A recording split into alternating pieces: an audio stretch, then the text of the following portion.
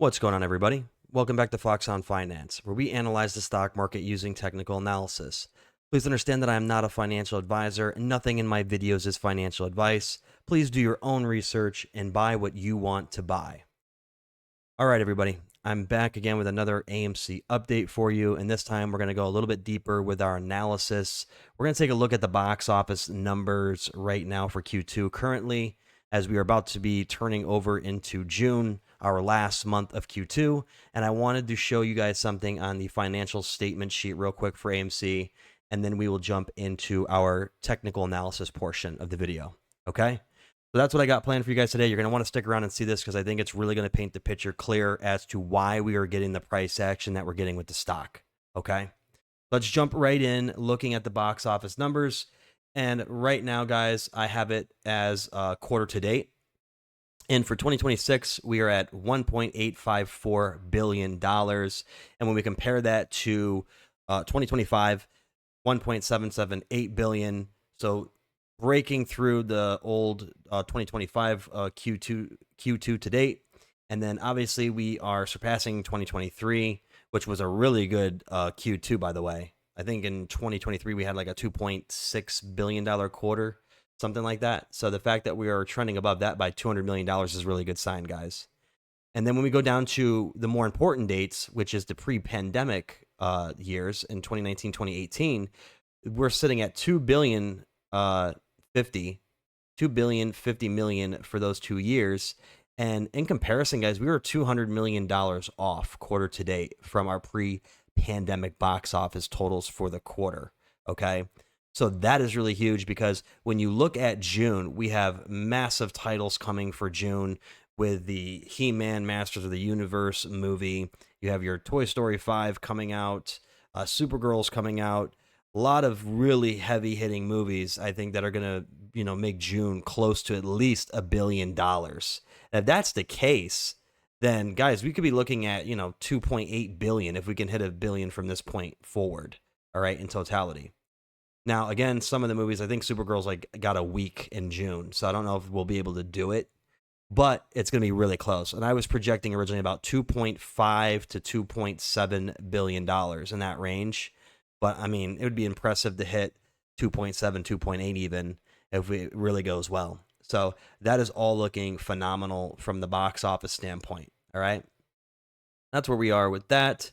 Let's take a look at the financial sheet real quick. And I just wanted to show you this briefly, guys, because I don't think many people know this, but really, in short, Q4 2025, we paid about $90 million in interest payments, okay? Right up here. I don't think you guys can even see my little arrow icon on this sheet right now.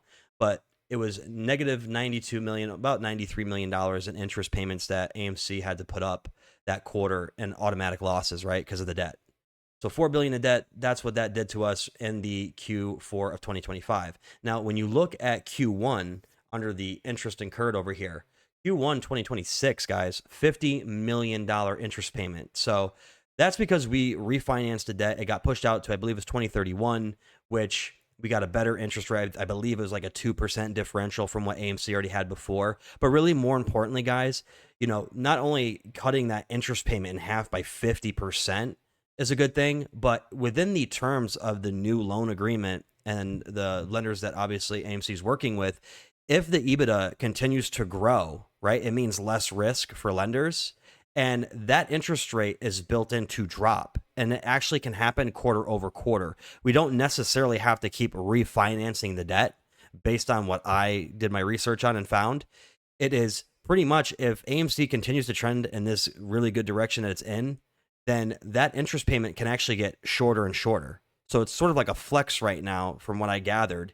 And that's huge because obviously they just announced that we had a positive $38 million for the EBITDA. And that means pretty much at operational level, AMC is net positive. It is just that these interest payments are kind of killing us right off the bat. Like when you have $100 million already and you're trying to wait for this box office to recover and get the movie slate built back up, it's kind of hard to go into a net positive for the quarter when you're already paying that kind of interest. So the fact that the box office is recovering, like we just said, for Q2 compared to the other years, especially the really heavier, good pre-pandemic years that we had before, where we did really well, it's looking really, really solid right now. So I just wanted to bring that up because I don't think people really understand that. But guys, right there, it kind of paints the picture as to why we're already starting to see this turnaround for the company. And when I jump into the technical analysis part of it, it all is starting to really line up well here. So I know we got a couple hundred new members, and I usually like to break this down a little bit more in depth for people so they can understand how I've drawn this out. And we'll start right here from the top. Actually, we'll go from the real top here. All right. So when we had this ape conversion split, right, we had the stock split and the ape conversion situation, it was a massive fall off this cliff here, and it created these large gaps to the downside. Okay. And then we fell into this like sort of box region here that you see. Okay. And really, we did not stop this falling and this bleeding out of the stock until right about this portion here.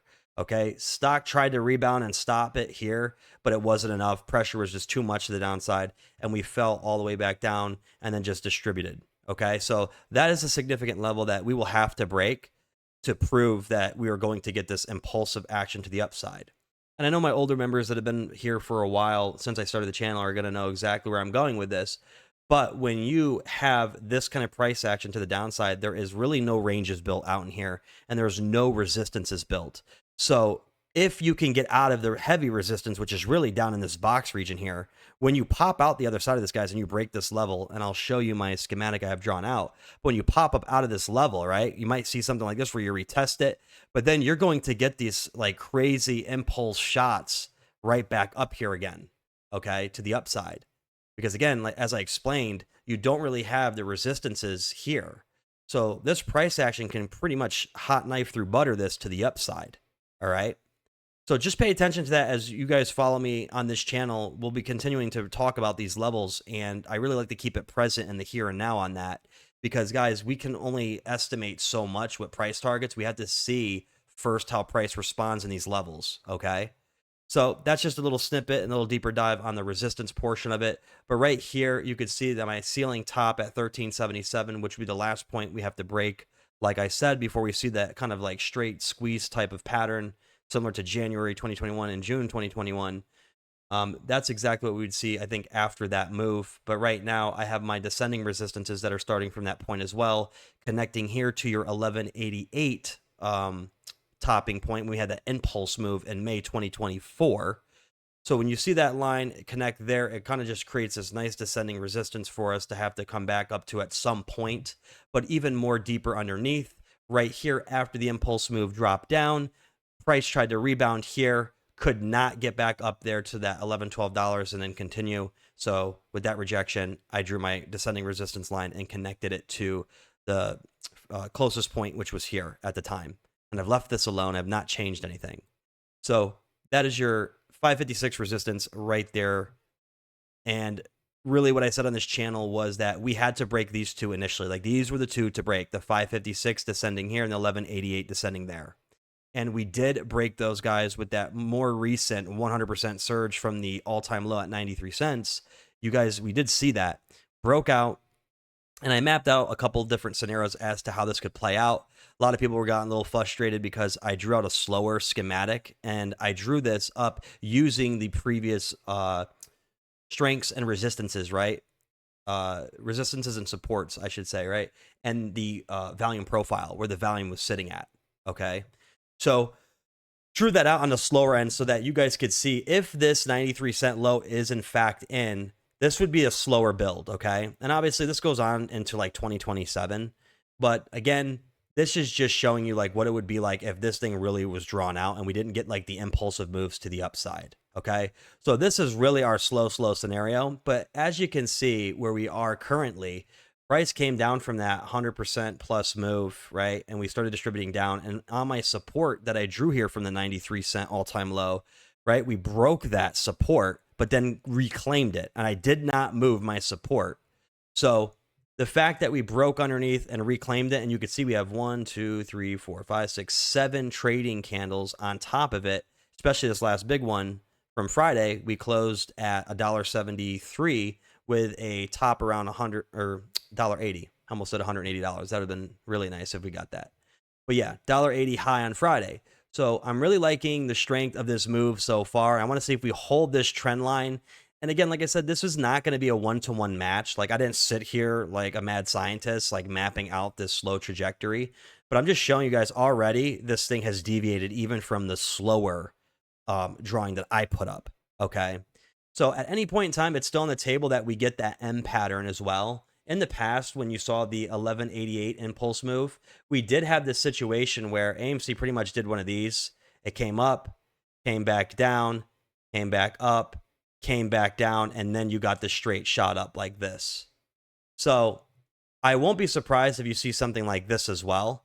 And it just kind of gets up to this top resistance level. Because like I just showed you guys, we already broke the 1188. We broke the 556. And this is our 1390 descending resistance line.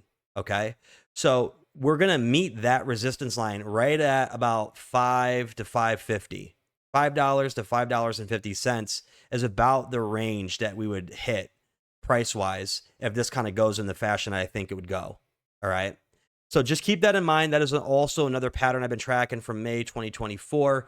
But in reality, no matter what, I do think that this price should continue to trend upward based on how things are looking, like I just showed you with the fundamentals of the company, right, in the box office. Everything is looking really, really good, at least through 2026 from what we can see on the slate, right? So that is your trajectory mapped out for you guys to see kind of what the patterns are looking like right now so far in the trends. But let's look at our indicators.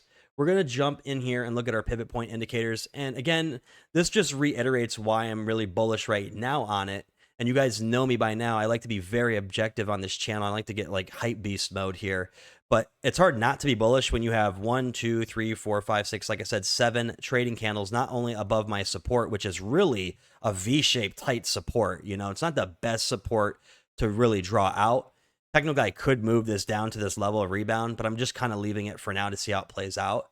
But with those 7 candles above my support line, and then again, having 7 candles above your pivot line here in blue, this is kind of the median in between whether the stock's going to trend towards the support targets or the resistance targets, right? And if we're trading above the P line here in blue, this pivot point line is telling you right now that it's kind of weak in terms of resistance for us. So we are going to head up towards probably $1.97, $1.98, pretty much matching the previous top in this range here, right?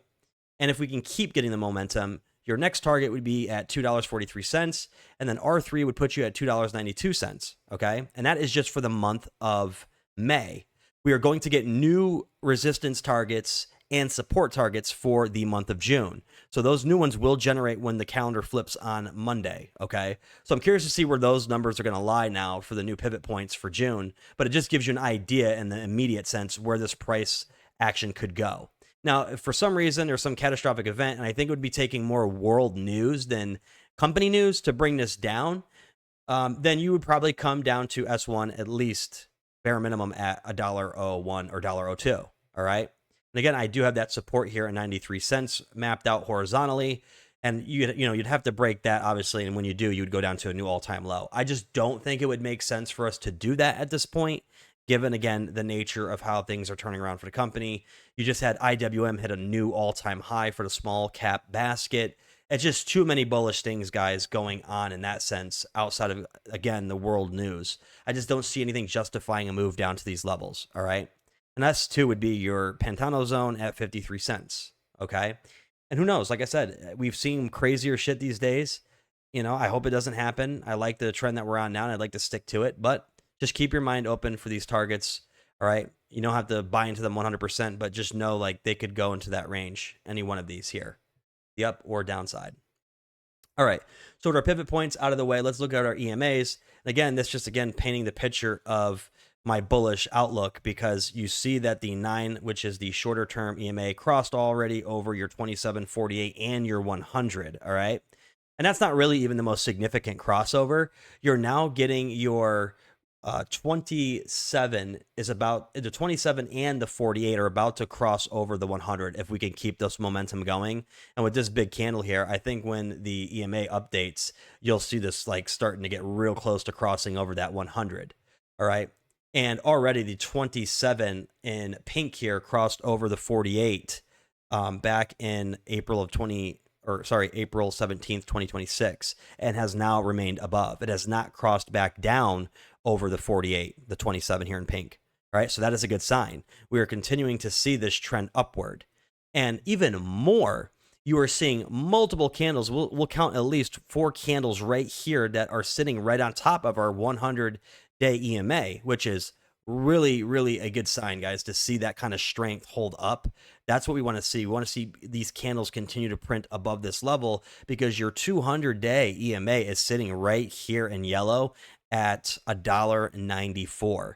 So this thing is right in range to be taken over. And obviously, the 200 has been resistance for so long for us. So if we can get these EMAs down here, these bands to cross over that 200, guys, I think it's a wrap. At that point, you really could see your impulsive move to the upside. And that would actually kill my slow theory. And believe me, I am totally fine with that. But right now, I want to keep it realistic. I don't want to get too excited and gung-ho because every time that happens, I think a lot of people are let down and it's exhausting. So we got to start to keep more of a level head on this and imagine that this could get stretched out even further, right? They've already proven that this could happen. Big money can control this thing, right? It's apparent at this point. So EMA-wise, guys, structure looking very well. I love the way that is mapping out so far. And again, 200 just sitting there ready to be claimed. So that is looking great. And speaking of crossing over, we have the MACD. On the daily, I said this in the last video, we were about to cross over on the MACD because, again, bearish volume was fading and we had our MACD line curling. It was just kissing the signal line. And obviously, the last 4 trading days flipped bullish. And we are now about to ascend upward even more, I think. So on the daily time frame, that looks really good. And when you look at the weekly, honestly, again, the weekly crossover took place in the beginning of April, okay, for the weekly MACD. The MACD crossed the signal line right here, beginning of April, and is maintained above the signal line since. Has not even shown any signs of curling back down. So I do think, guys, we are going to get a pretty big move. I don't know if it's going to be your big squeeze move this summer, but I'm telling you guys, this summer going into the fall, like this thing is looking like it is ready to start pushing. And I say that too because as we are about to finish out our last month of the quarter, when we go to the quarterly right here, guys, look at the bearish momentum just dying. Okay, this is like your bear thesis in visual format right here, just disintegrating. Okay, and I said this in the last video, I believe, before, that originally this right here, this move that we had, the January 2021 and June 2021 squeezes, you know, we fell in love with that move. But to be honest with you, this bearish volume was very consistent the entire time leading up into that move. All right, there was no subtle breaking down at all here. You know, even with this somewhat dying off right here from this candle to this candle on the histogram, guys, I just flipped right automatically to a squeeze candle for these 2 quarters back to back. And it doesn't make sense because AMC was absolutely in the shitter at this point. Like, in theory, the bear thesis made sense because of the pandemic and whatnot, and obviously incurring that much debt. Like, it was really scary times for AMC. But still, we got this January and June squeeze out of it. And now I'm telling you that, okay, this was pretty much a lie. The company actually was really doing bad. And obviously, it shows you that, right? I mean, this thing was dying out slowly before even the pandemic. You could see the decline. Now, over here, this bearish volume and sentiment has been fading quarter by quarter very, very slowly out. And I don't think a lot of people see this from a far out view. But I'm telling you guys, this right here is about to flip bullish here, I think, the next quarter. We're going to be damn close. And I don't want to get too excited here, but I'm telling you right now, like, this looks a lot better in terms of progression than this lie that was being told, right? All of a sudden you just flip bullish out of nowhere, but like things were nowhere near as good as they are now for the company. So this shows me right here, guys, that the bearish thesis is dying and you have your MACD signal line down here, or your MACD line about to cross the signal line here. I mean, like I said, next quarter, I think it's almost a lock. I don't want to get too excited, like I said, but it's really tight right there. So just wanted to show you the MACD. That is what that is looking like. Let's take a look at our volume profile, and then I think I can get out of here and let you guys get back to your Sunday night here. So as I said before, I did use this volume profile. It's the fixed range VP tool right here to my left in blue, this dotted line. And essentially, guys, for people that are new and don't know this indicator, I drew the range out from this 1188 peak, and I connected this most recent peak all the way down to your all-time low. And this is the volume it's showing you. And really, this big blue dotted line is sort of the point of control line for you. All right. This is the line that we have to break if we are going to continue to progress upward. So the nice thing is price action is attracted to this level, but when it gets above it, we will start to clear this pocket in here. So it is the price where it is the level where price is going to attract to, but also is heavy resistance. All right. So when you get up to this level at $2.75, we have to wait and see kind of how AMC responds. If we get multiple candles stacking above this level, guys, awesome. That means we are ready to take in this pocket right here. All right. And I've drawn this out before, but this big node here is pretty heavy in volume, right? 1.23 billion in volume. But after this candle here, this volume bar, guys, this gets really shorter. And so I want you to look at it from this perspective of like resistance right here, that when we do this and we accomplish the task of breaking above the 275, we have a pretty clean shot right through this pocket range up to the next point, which is the most heavy resistance at about $4 to $5 range, right? $4.69 right here, double stacked. All right. And the process is the same. If you can clear that pocket and you get up to this resistance, yes, you may come up through the price action. And I'll draw this roughly. It's just going to be kind of a little ugly, but let's say you get up to this level, maybe you reject down, and then you break through the pocket. Like I said, we're rising up. We come back up to this level of resistance here. Maybe it's not quite ready. We do a little bit of a cooling off, and then we go for the break, okay, up.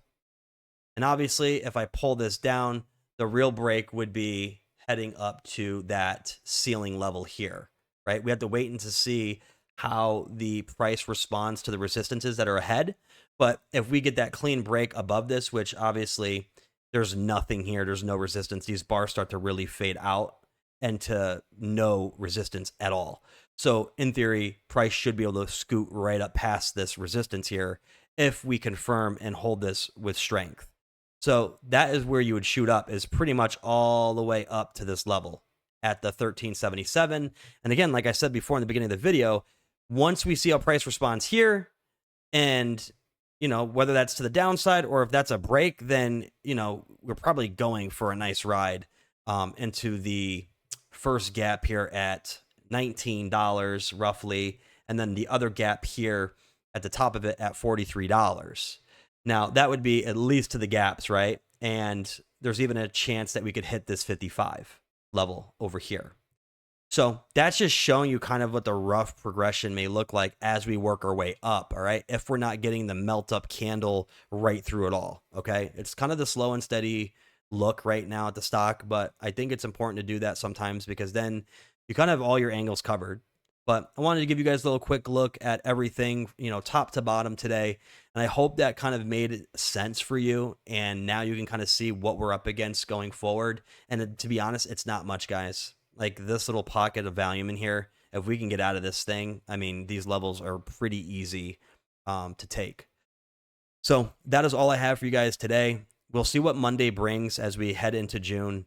If you guys want to drop a comment, leave it down below if you have any questions, anything that I did not cover.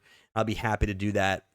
And if you're new, make sure to subscribe because I think, like I said before, we are doing a really good job mapping this thing out, and things look like they really are starting to turn around finally after 5 years of this thing. So everybody take care. I will see you in the next video. Thanks.